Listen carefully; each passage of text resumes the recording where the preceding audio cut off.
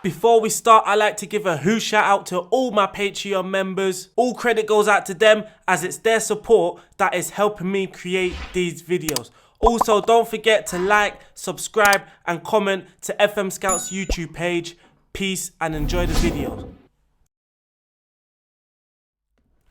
Hello ladies and gentlemen, and welcome back to FMSCOUT's YouTube video. It is RDF and today we got a little special video. It's a little series that I'm hoping I can carry on. So in the comment section, tell me if I should carry on. Also, give me some teams that you recommend for me to try this on.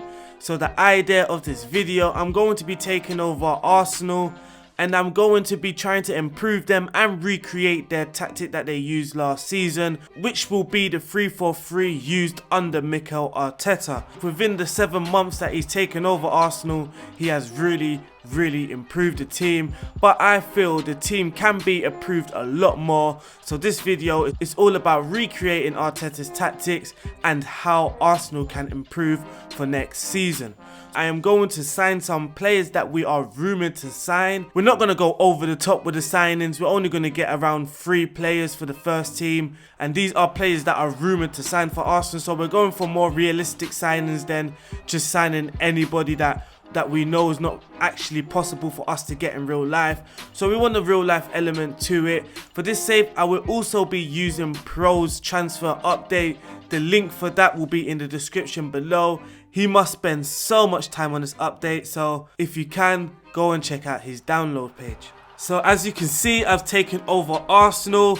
The manager, I am Mikel Arteta. I've just created his profile, so there will now be 2 Mikel Artetas on the game. I didn't really think about that. But the first thing, we're going to look at the squad and what do Arsenal need. I've put Socrates on the transfer list, so too Chambers, Mohamed El Nene, Matteo Guendouzi, Mesut Ozil and Henrik Mkhitaryan, as those players do not really have a future at the club in real life, and I feel these are the players that we can sell in order to get more cash to sign other players. So the first thing we're going to look at is centre backs. In real life, Arsenal are rumoured to sign around 2 or 3 centre backs that I know of. One is Malang Sarr, who is actually a free transfer on this game. I think the rumours to sign him have died down a little. I think RB Leipzig are now favourites to sign him. Another centre-back we're rumoured to get is Gabriel from Lille. But the centre-back I will be signing for this save is Diego Carlos from Seville. Here is his stats. I can see he's a very strong defender. He's aggressive too, very solid in the air. I feel this is exactly the type of player that Arsenal should go for. He's not the fastest player in the world, but he's not exactly slow. He's a very solid central defender. So I will be transferring him to the current Arsenal squad. Now when we look at the midfield, one thing I notice about Arsenal's midfield is we're not very agile. We're very slow in our midfield, and we lack some physical presence. Xhaka is about 6 foot, around 6 foot, 6'1" maybe, but he doesn't exactly scream physical presence. One player that Arsenal has been interested in throughout the transfer window or the transfer period, and someone that I really wish we can get, is Thomas Partey. Very solid midfielder, very strong in that midfield. He's got a high work rate, good teamwork. He's fairly agile. He's not slow. He's got decent pace, decent long shots too, but also he isn't bad at creating some chances. He comes deep to get ball. He shoots from distance, but he plays some short, simple passes. I feel this is a very great addition to the Arsenal, so we'll be adding him to the Arsenal squad too. Last and not least, a creative wide player. Another position I feel we're lacking in is in the final third and the creativity within the final third. Pepe has done okay since he's joined. Lacazette, he's slightly dipping in form, and that leaves only Aubameyang to be the real threat in the final third. And I feel that is something that Arsenal can improve on. And one player that we're heavily linked to get is, of course, Willian from Chelsea. As you can see, he is a very good creative wide player, and that is another player that we will be adding to the Arsenal squad.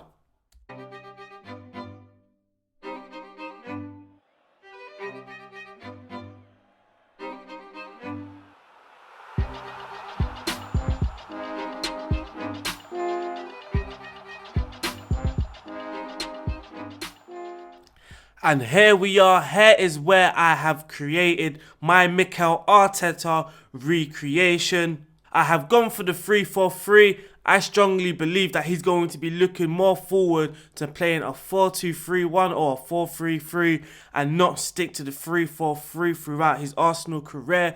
But right now, it is doing us the world of good. Defensively, we are a lot more solid. We're conceding a lot less. Though we are creating less chances, we are getting more points on the board.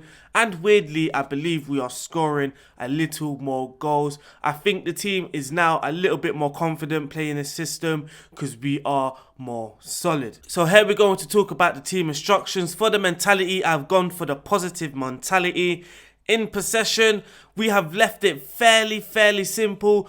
I feel that Arteta's team plays simple, gets the basics right, and that sets the foundation for Arsenal to go and do their thing.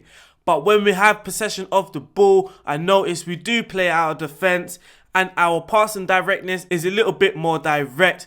Our possession stats have dropped a lot since adopting this formation, and partly the reasons why is we are more than happy to sit a little bit more deeper to invite pressure, and when we do win the ball, we like to play the more direct passes into the latter stages of the pitch. More noticeably in real life, you will see the 3 centre backs and the 2 centre mids playing those more direct balls into the final third. The tempo has now automatically increased to slightly higher. Again, that is something I am happy with, playing with a slightly higher tempo.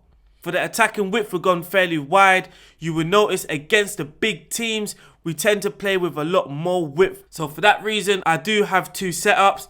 I have a setup where I'm playing the big teams and the big teams away. So this is it.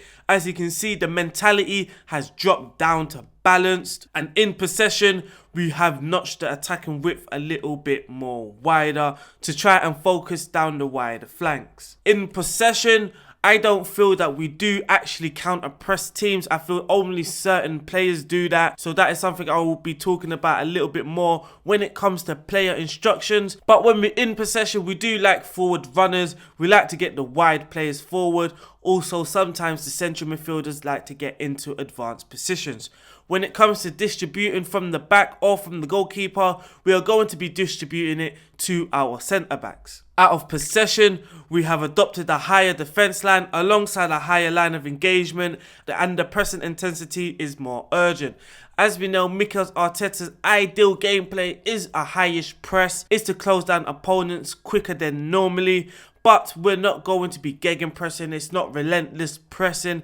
The main aim is to try and get our team on the front foot, trying to get our team in those advanced areas. But when we do play the bigger oppositions, we are going to be dropping down, inviting a little bit more pressure by dropping the line of engagement down to standard. When you watch our victories against Manchester City and against Liverpool, when you look at the heat maps of those games, you will notice that our team is a lot more deeper. We are positioned around below the halfway line when we do start our pressing. And for this, we are going to be marking tighter. We have closed the gap, so we've got a stronger or a more solid block. And that allows us to tight marker and get closer to our opposition. For the player roles and for the player instructions, for the goalkeeper, I have just left it on the goalkeeper. To be totally honest with you, I actually forgot to set my goalkeeper's roles.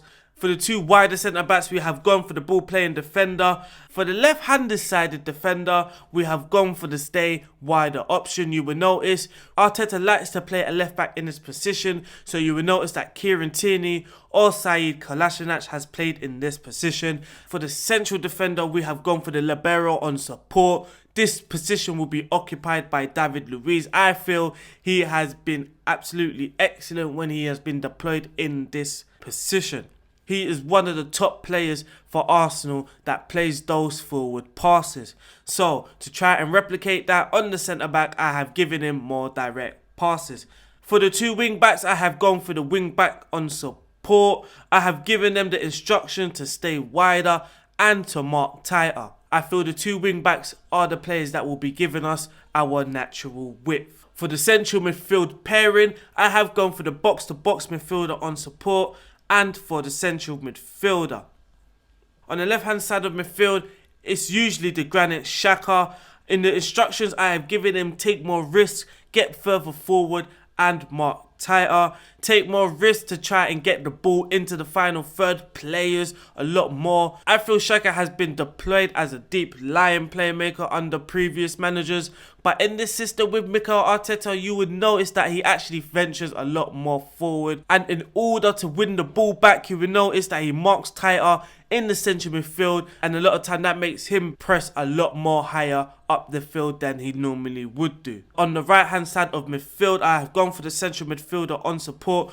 I have also given him the take more risks and mark tighter, but with the central midfielder, he will be holding his position a little bit more better, as he won't be roaming around. He will be holding his position a lot more, which I feel Dani Ceballos did fairly well, and he was able to come deeper to collect the ball from our defenders. Out wide, we have gone for the inside forward, somewhere that Aubameyang has played this season. I have given him the pass shorter option, also roam from position to try and find pockets to be more effective. I have asked him to close down more and mark tighter. Earlier I said that I'll explain a little bit more about kind of a split press where the lower half of our team, the deeper areas, aren't really closing down more, but the top half, our final third players are.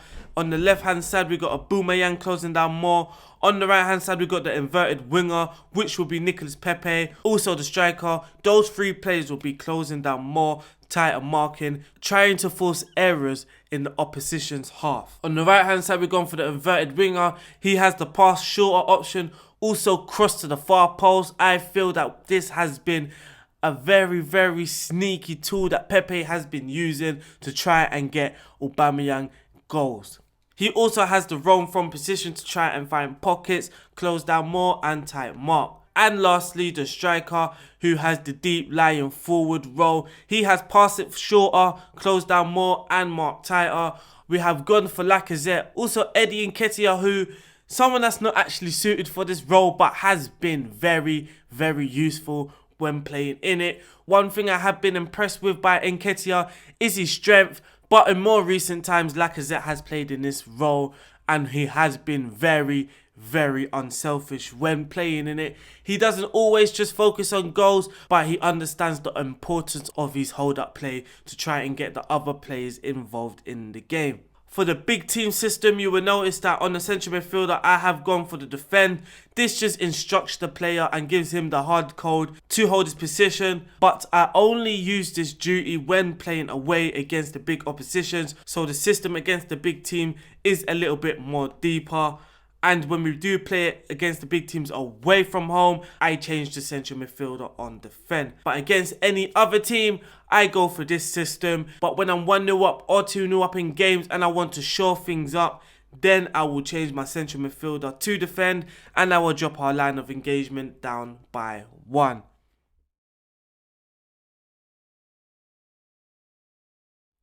So here we are with the final product of our team. So in goal we have Bernd Leno. Our 3 centre backs are Diego Carlos, David Luiz and Murray. Saliba is also there on the bench waiting in line to come into the first team. On Football Manager in his first season, he's probably not the best centre back to be starting because he hasn't really developed yet. But within a few seasons, you can see him excelling in this team. But on the left-hand side, we got Kieran Tierney. On the right-hand side, we got Hector Bellerin.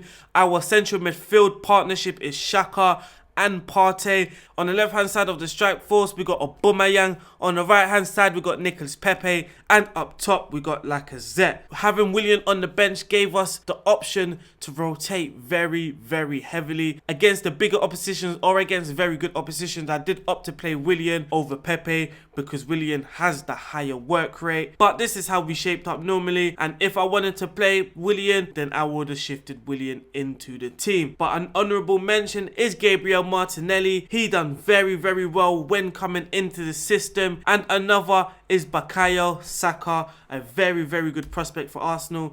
He played in multiple positions as he can do. For me, he played at the left wing back and on the right hand side as the right inverted winger. And this was a look at the second team I feel Arsenal can use in cup competitions. So it will be Martinez in goal, Rob Holding, Mustafi, Saliba as the 3 central defenders, Kolasinac as the left wing wing back, Maitland-Niles as the right wing back, Dani Ceballos and Torreira. I'll put Dani Ceballos in our team, hoping that we can make that deal permanent. Willian on the left hand side as the inside forward, Saka on the right hand side as the inverted winger, and Gabriel Martinelli or Eddie up front. But now we have covered what the squad can look like next season. Let's go and check some results as I skipped the season ahead, and let's go into competitions to see if we did do anything.